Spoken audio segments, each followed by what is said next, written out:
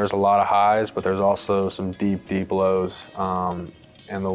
What you want to do, obviously, is stay out of those deep lows as much as possible, but they will come. And so you kind of got to fight that adversity. And, you can't just sit there and pout about it and feel sorry for yourself. You got to go do something about it, whether it's getting in the cages, talking to someone, just getting your mind right, and getting on to the next at bat, the next game, or whatever it is.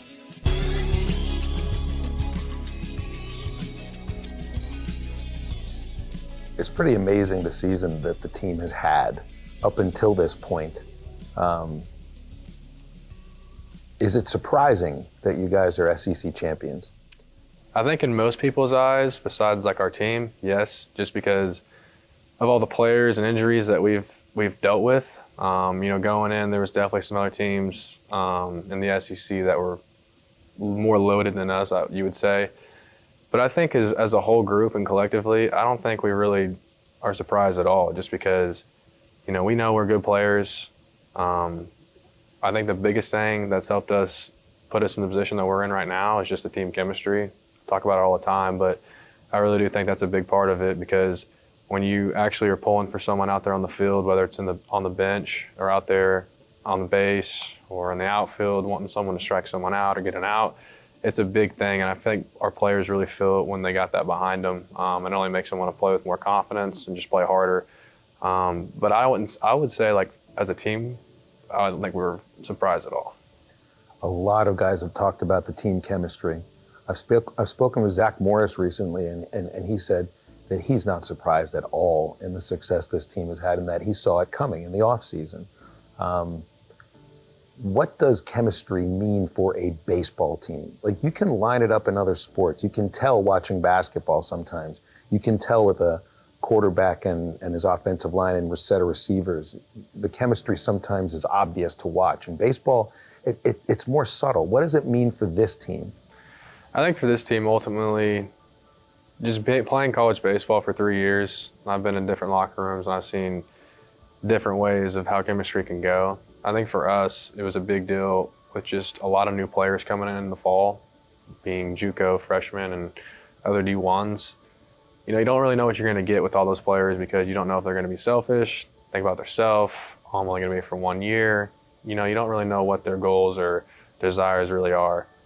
But I think a lot of guys on our team, and I know for sure, really just care about, wanting to be here at Arkansas and play really hard, but just like being able to just go up to someone and say, hey man, how's your day? Like, hey, what's going on? What are y'all doing? After practice, this and that, because you see each other at the field all the time, and that's a big part of playing baseball. But I think another big part about it is just hanging out off the field, because I think that's really where, you get all that team chemistry and you build. And so I think we did that earlier this year as a team in the fall, rather than last year's team. Probably didn't happen until more the spring. But I think the chemistry really just starts off the field first, and then you kind of just see it creep back into the field, and you start playing with a lot of confidence. You got a lot of guys pulling for each other, and just it's a good recipe for success ultimately. It seemed to happen with last year's team, right around now, because there were questions about leadership and team chemistry sometimes, and maybe that's just a product of losing a few more games, which happened in the regular season last year. But you guys put it all together in such a difficult kind of a circumstance and atmosphere that you had to play in. But it's unfair sometimes to compare last year to this year, because it's a totally different team. But as one of the guys that experienced that on both sides, it's a much different experience this year to last year, isn't it? For sure. I think last year's team had a lot of just dudes that have played in the league for a while, and so you kind of knew what you're going to get as far as players. All really good, obviously. So had some name to their name, as you would say. And this year, everyone's pretty much new. And so I think going back to last year, we get to the postseason, and I think the biggest thing is we kind of our coaches just told us, hey, it's a new season, clean slate. Your stats are what they are. Let's just focus on getting to Omaha, And I think we all did a really good job of buying into that. Our coaching staff did a great job of just, putting the plan out there and just motivating us every day to go out there and win. And we all just kind of started bonding slowly but surely. We're on the road. We're spending more time with each other off the field in the hotels and stuff. So I think that all did play a big part of it. and you could just kind of see the fire in our eyes and just like wanting to go out there and win.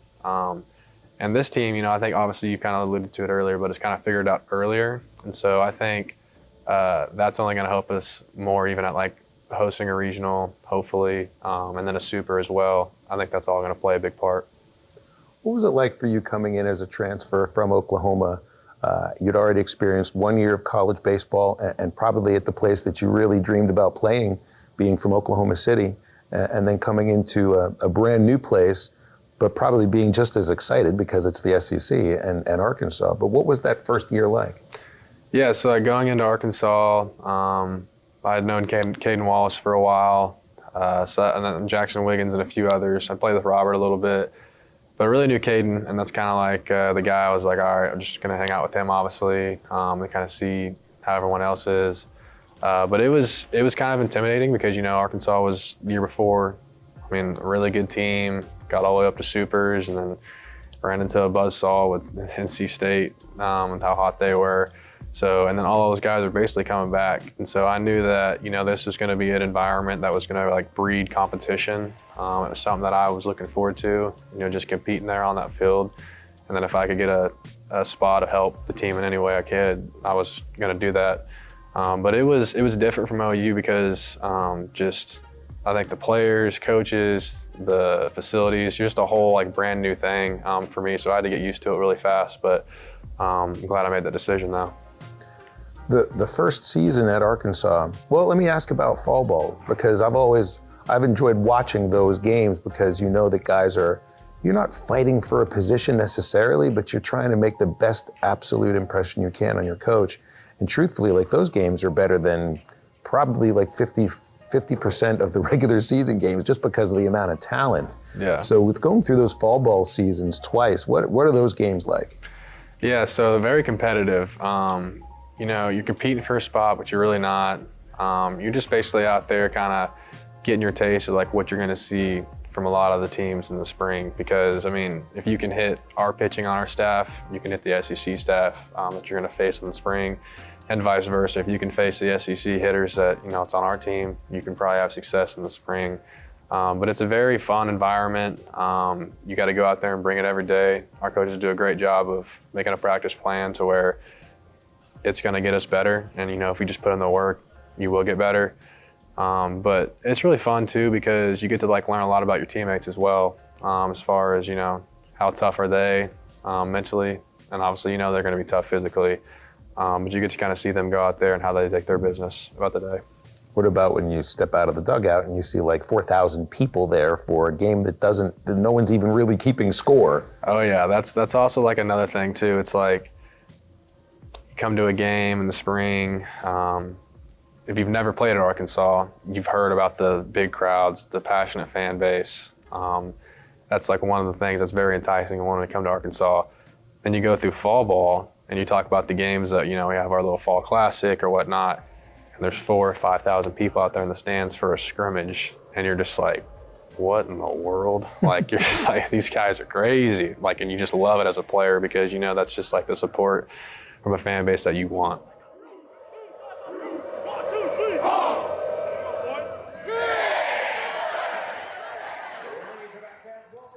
In high school, you were perfect game Oklahoma Player of the Year, correct? Mm-hmm. Why did you not get drafted? Was that something that Dave Van Horn has told me that he thinks that maybe there was something about that could have affected you going into college? You have the talent to be drafted out of high school. I can see that just watching you play. Mm-hmm. But what was that like, and then why end up going to Oklahoma? Yeah, so with there only being 5 rounds, the draft was shortened, or with there being COVID, there's only 5 rounds of drafts. So that shortened the draft down to 5. And going throughout high school, I didn't play my final season because of COVID. And then when the draft came around, I had a certain number. And I got offered by a lot of teams, but I just turned it down because it didn't meet my number. And so then the reason I chose Oklahoma was because my dad played there for 4 years. My brother was on the team at the time, and they had just kind of had a lot of like good success, obviously, when my brother was there. And so I was just like, that's like, I want to go play in Omaha, this and that. My girlfriend was there. So there's just a lot of things that were kind of like important me to go to Oklahoma, and I was very comfortable going there out of high school. I'd forgotten that you didn't play your senior year of high school. Yeah. That's just crazy to think about. A lot of guys missed a full year, but to miss your senior year of high school is a tough pill to swallow, isn't it? Yeah, it sucked. I think we only played like 6 or so games right before COVID happened, so luckily we got those games in. But I know like I had some buddies that are from the East Coast, and they don't start baseball obviously until like 1st of April, you know, and so they didn't get to play at all, which was terrible. So I'm just glad I got the 6 games in. Well, I don't mean this question at all to denigrate another program, but when was it that you realized that Oklahoma might not be the place for you? Yeah, it was definitely just after the season. I kind of just, you know, had taken everything in and just really realized that, you know, I just need to be somewhere else. And for whatever reason, that's why I hit the portal.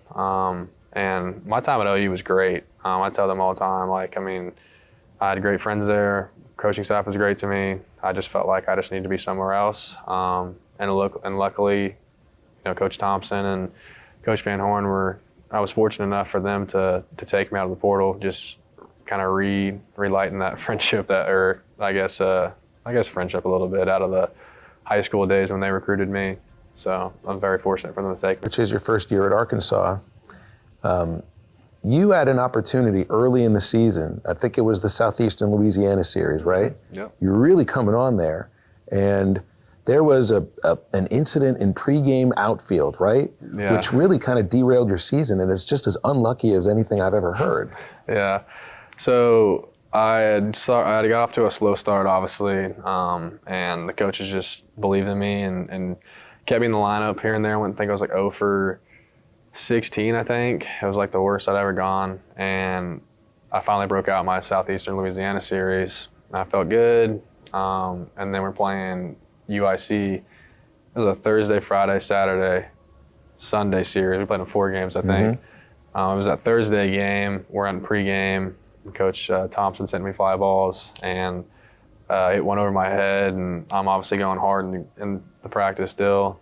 And I just thought I had more time than I did, and I got the warning track and just caught the ball kind of awkwardly and just injured my shoulder. And at that moment, I was like, I'm just good. I'll just shake it off. But then I got into the dugout, and like 10 minutes later, it was like I couldn't even move it. And so realized that I had a partial tear in my labrum, and then had to wait 4.5 weeks to get back on the field. Sometimes you wonder about like a batter that gets hit in the face with a pitch, if he gets a little gun shy about stepping in the batter's box. Did fly balls ever have any of an effect of that thing going back to the fence after that? Not really. I've seen you make home run saving catches this year, so it hasn't affected you. Yeah, no. I think that was just kind of a freak deal, to be honest. It was just like one of those things that just like you weren't really paying attention. You were just kind of going hard, and then it just happened. But yeah, I mean, it was just a weird deal. But I wouldn't say I was really like gun shy or anything like after that. You just kind of got to know where you are on the field, you know.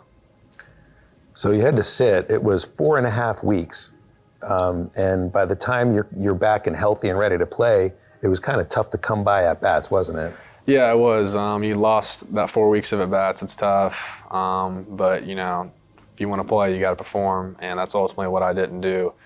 And so they gave me a new role of just coming off the bench if they needed me. But more importantly, I learned a lot about myself as just being a teammate and just being a guy that guys can come to me or I can help them out who are playing, being an aid to them in any way. And so I think that like it was honestly, I wouldn't say like the best thing could happen to me because obviously I wasn't performing or playing, but I mean, it just put a new perspective of a baseball player and how to go through like tough times, and it's only made me better, I feel like. That's interesting. Dave will talk sometimes about sometimes a player needs to just sit and watch the game for a day. And it helps you get a different perspective when you know you're not going to play, and so you're not watching the game expecting to play. Mm-hmm. But that's 4 weeks of that. Yeah. Did that help you watch the game differently? Do you feel like you learned not about yourself necessarily, but about the game itself and why some decisions are made or just the sport? For sure. I think as a player, when something happens, you're always like, oh, we should have did this and that. Well, when you're on the bench, and you're looking and you're not playing, and you're kind of seeing it from a coach's eyes, it's kind of like, dude, this job is really hard. So if you make the wrong decision, I now understand why, because for whatever reason, this game, it's like the game of life almost. It's unpredictable. but like you're always going to get a second chance in the next day.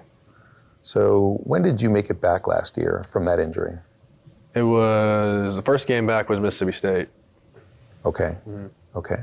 And then by the time we got into the NCAA tournament and we're going to Stillwater, first of all, that's, not too far from where you're from. So it's like you come to Arkansas not expecting you're going to be going back west at all. But yeah, you go back west, and that was like the craziest weekend of baseball I've ever seen. Yeah, that was unbelievable. And I didn't even play. Like, that was just unbelievable, just being a part of that. Just seeing all the home runs, like, just come off the bat. I've seen some of the farthest balls, everything I've seen hit in that regional. You must have thought at some point, can I just get one at bat here, please? Let me get in there. But yeah, I mean, some of the players and the hot streaks that they caught, like Riggio, like Wallace, Stovall, like all those guys are just on a tear. It was just super fun to be a part of and watch and just take it all in. This one, the Stillwater Regional, belongs to the Razorbacks. A 7-3 win. They're headed to Chapel Hill. And they come out to congratulate Hagen Smith. So there is the one play that I remember. It was the Ole Miss game. If I remember correctly, is it bases loaded? Yeah, bases loaded. Bases loaded, one out. Popped up, going out and coming in.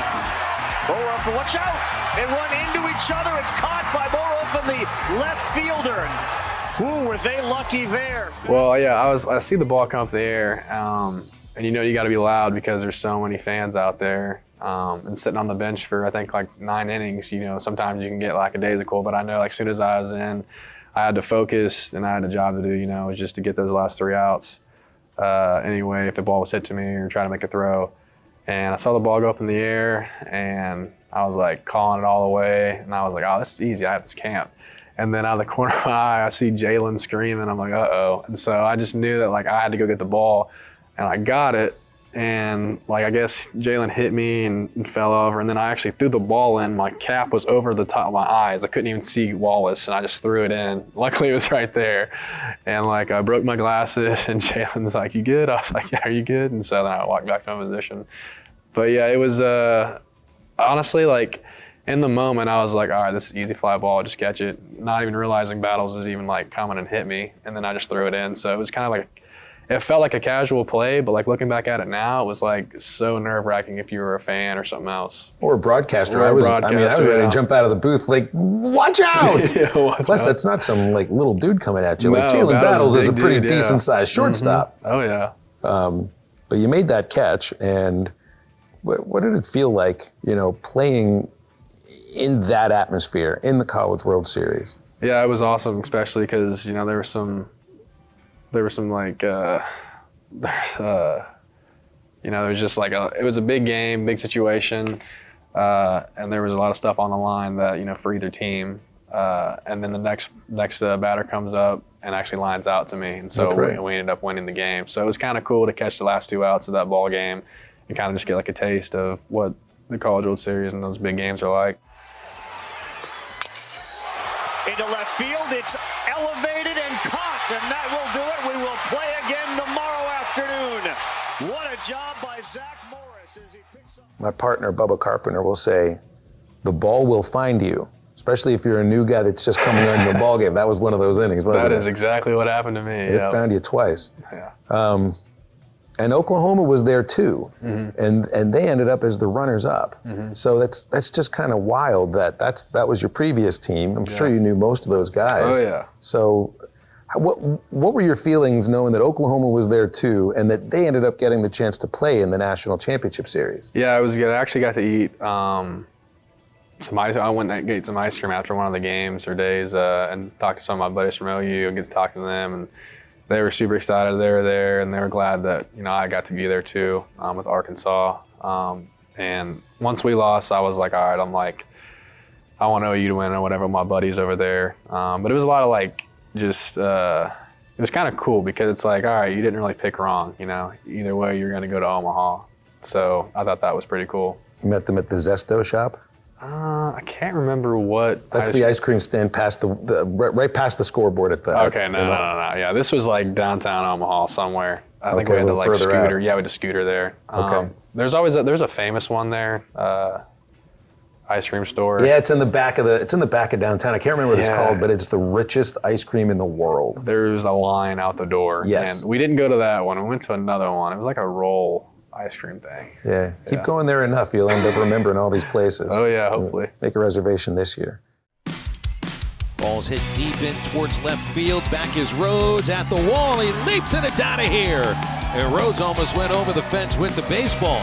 He lost his hat, and it's a 2-run home run for Jace Bohrofen. So coming back this year, you're a team captain. Mm-hmm. What did that mean to you when they voted you team captain? It meant a lot because, usually team captains are guys that have, played in the program for a while and actually like started for a good while too. Me being a guy that came back and being my second year, you feel pretty new still, but then you got to realize who's all left, and you're like, all right, I'm kind of like a veteran now.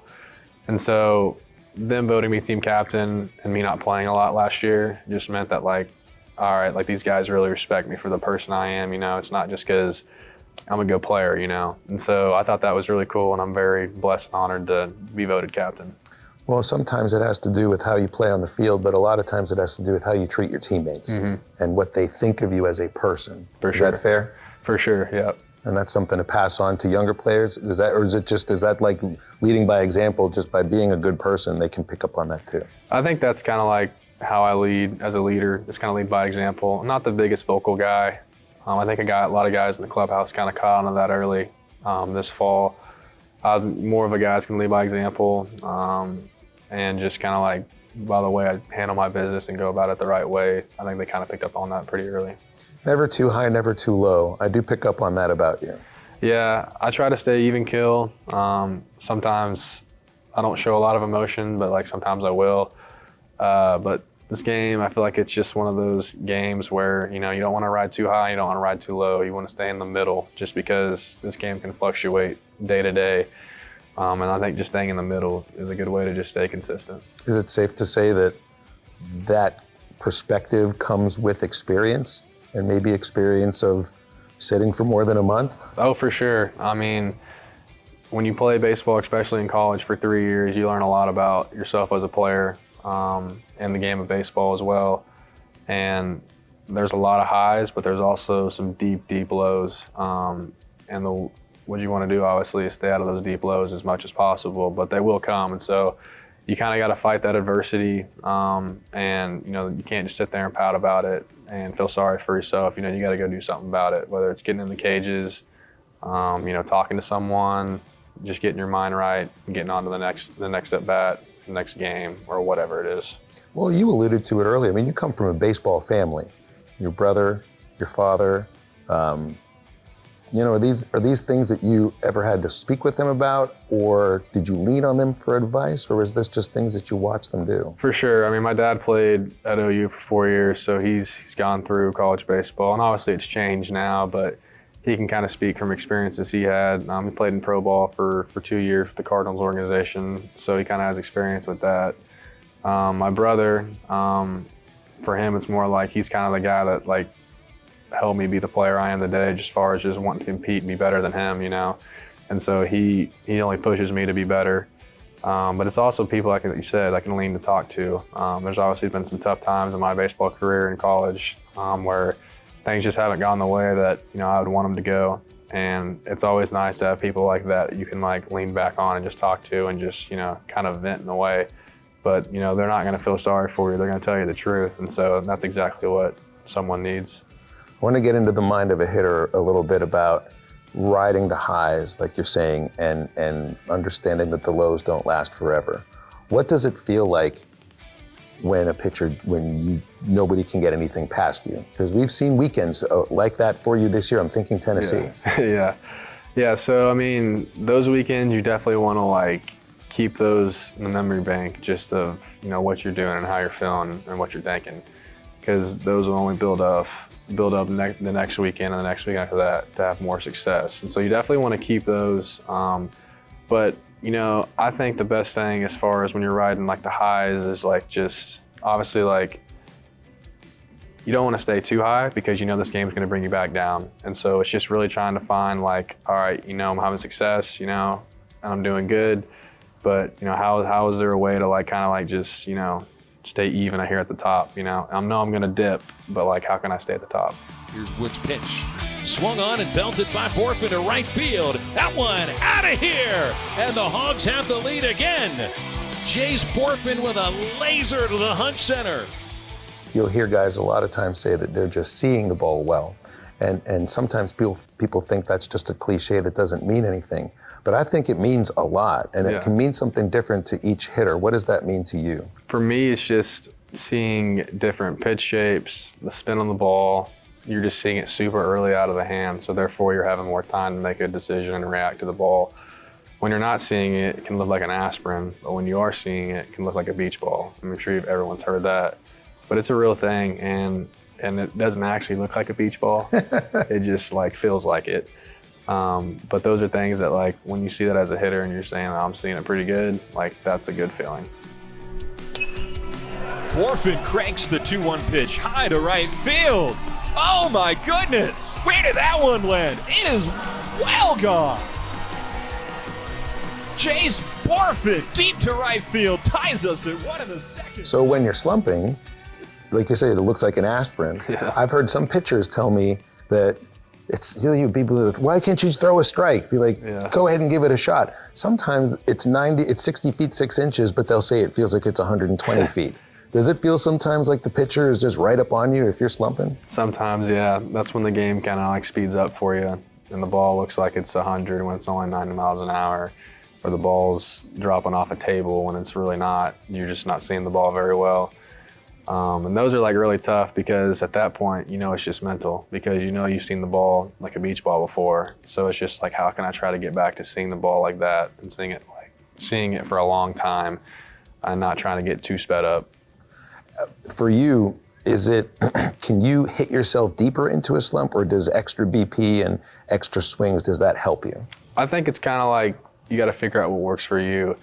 For me personally, I don't really need to go take all the swings. I don't think I'm going to hit my way out of slump just going in the cages and hitting for hours. I think I have a good understanding of my swing and how it works. And so if I can just feel the things that I need to feel, then I can get right back on of being the player that I know I am.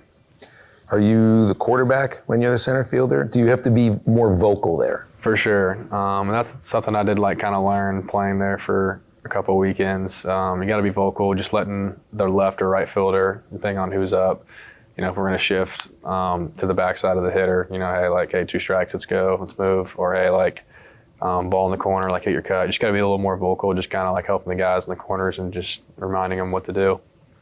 Dave Van Horn has been named SEC Coach of the Year, and there's other things that some of your teammates have been named too, but I want to ask you about Dave as a coach. No surprise he's Coach of the Year. What made him this year's Coach of the Year? Why do you think he did such a great job as a coach this year for this team? I think it kind of just goes back to, you know, knowing what you have on the team. He knows we don't have a lot of just superstars, so to speak. We just have a lot of players that are just really want to play hard, work hard, and just a bunch of grinders. I think he's just mixed very well this team of when someone has gone down, you know, someone's stepping up. And I think that just has to go with just him, just coming and telling us every day of how hard we work, the chemistry that we bring with each other, and just ultimately just, you know, just putting everyone in the right position. I think he's done a really good job of that, and this whole entire coaching staff has done a really good job of just putting us in the right positions and just building us up as players. Let's just keep doing what we're doing. We play good, we got a chance to win, all right? When you come to the University of Arkansas, it's one of the things they just advertise as, you know, it's an experience that like no other. You know, you get out there in front of all those fans out there with the hog shirts on and the flags and the beer hats. It's an experience like no other for sure. You've seen some raucous crowds at Baum. Can you imagine perfect weather, Friday night regional, super regional. Picture that in your mind for me. Yeah, so I'm just thinking back to last year and how many fans we had in the Stillwater Regional, which kind of almost outnumbered them in their brand new stadium. And I'm just thinking, because I was talking to some of the guys on the team earlier this week, I was like, dude, I just can't wait for like regionals and supers, you know? Like the atmosphere that we experienced last year in Stillwater was crazy, and their fans were great too, and ours were better. And now we're going to be at home with all those fans out there in the hog pen, hog calls, and we're going to get to share it at home. And so I feel like that was just going to be so much more like electric. I mean, these people are going to be cheering. Like, I think we're all excited for that atmosphere for sure. I remember asking you about this earlier this year because you were in right field and you were left field last year. Yeah. But you got to go back to left field, back to your hog pen folks. What is being a left fielder at Baum Walker like for the home team, and then what's it like for the visitor? Yeah, so the home team, it's really cool because you get to have interactions with the fans out there. You do a couple of things that if only the left fielder does, which is right after we do the anthem, you warm up, play catch. You go over, some guy sits out there with the green towel, like Thompson has, moves us around, and then you kind of like do a little clap, and then you bow, and then it's kind of like you point at them and say like, hey, like whatever. So that's really cool. That's kind of one of the things that you do as a left fielder there at home. And then as an opposing left fielder, I'm pretty sure it's a nightmare out there. So good luck being out there. But I'm glad I definitely play for the Hogs and not opposing team. One of the other things that I loved, and this was in Starkville after you guys finished the sweep of Mississippi State. I don't know if you were one of the guys I saw run out there, but I know Diggs was one of them. The fans that make all that barbecue, they just gave you guys the barbecue that was left over. Did I see you run out there? Yeah, I ran out there, yeah. Okay. So how good was that? It was really good. It was really good barbecue. So right before, let's see, I think it was the 8th inning, it was the bottom of the 8th. Some guy was out there and was like, hey, after the game was over, and basically we knew we were going to win. Because you're in center field for that series, right? Yeah, so he's like, hey, after the game's over, like, y'all come back out here and we'll feed y'all. And I was like, for real? Like, I didn't really know if he was being serious or not. And sure enough, after we ended the game, went in the dugout, had our meetings with the coaching staff, and I go in the dugout, I'm like looking out there, and they're out there still. I'm like, all right, I'm gonna go out there. And so I got 2 of my buddies on the team, and we ran out there, and they start handing us piles of barbecue and kind of desserts, and they were like delicious, man. Gotta love the SEC, don't you? Oh yeah. So just look a little farther into the future after this season's over, and hopefully we've been to Omaha and raise a banner and have a huge celebration and everything. But that's not the end of your season, because then there's another few months after that, hopefully. What does the future look like for you in baseball? Yeah, for like just want to try to obviously play as long as we can in the postseason, get to Omaha and win that thing. And then after that, just kind of got to see what happens. You know, I might go play summer ball. Then there's obviously the draft, that there's some interest there for me. And then kind of got to see what happens after that. And if I get drafted, I'm sure I'll go play a couple of months there at the end of their season in minor leagues. If I don't, I'll definitely just come back here and play another season and be a Razorback. So I got really good options either way.